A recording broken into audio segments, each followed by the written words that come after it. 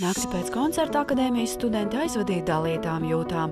Mārtiņš un Evija ar uzvaras sajūtu, Saipo šķietamā vienaldzībā, bet Laima pamatīgos uztraukumos. Es negribu rītdien, man tik ļoti daudz kaut ko slikti teiks. Es izdarīju nepareizi.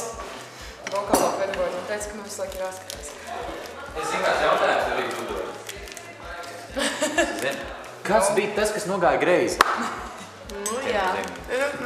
Kāds tev ir sajūtas tagad? Ko tu teiksi skatītājiem, lai viņiem būtu tā, tieši jābalso par tevi? Tas ir iesnīgi jautājums, negribu. Nu, pasaka, ka tu esi ļoti šarmanta meitene. Jā. Padomās, iedomīgās. Nevatot par sevi, es esmu tik laba. Nu, kā tu vari patikt tā? Jā, tā cienījās. Ko tu domā dziedāt? Es izdomāju. Jā, no Džoda Sēna dziesmi. To, ko tu vari, tu zini. To pašu. Negribētu pārāk iespēju. Halleluja?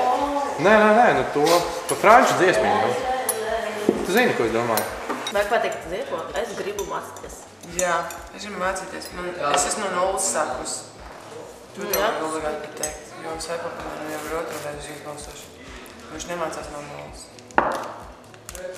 Es godīgi zinu, kā mēs atdot savus balsis. Tajā faktu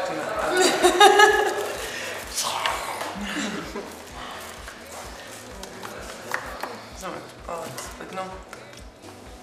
Skriet nociedot rīt kafijas cijas. Pudenes rīt, bet nākamnedēļ. Pasaki to. Skriet nākamnedēļ nociedot kafijas. Tabadarapparā!